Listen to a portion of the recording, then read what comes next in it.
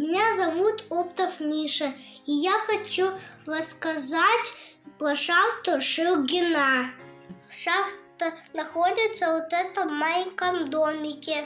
Во дворе дома по улице Луаковского, 18.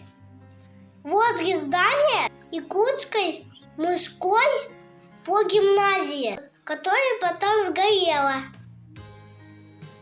Когда-то очень-очень давно, в 1827 году, один купец захотел вырыть колодец, чтобы добыть воду.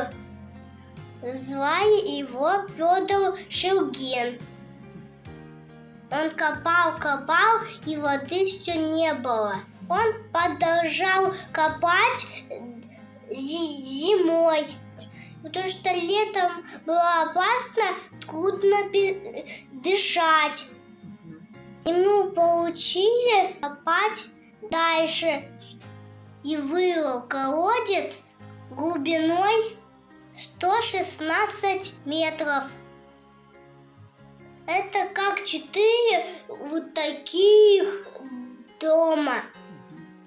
Там измеряли температуру, чтобы проводить исследования.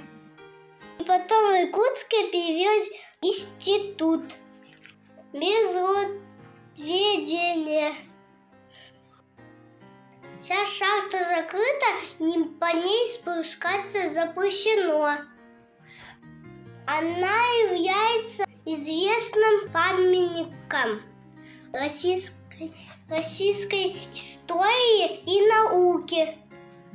А еще говорят, что на дне колодца лежит перстень, который Федор Шульгину подарил самым пиратам, Петр I.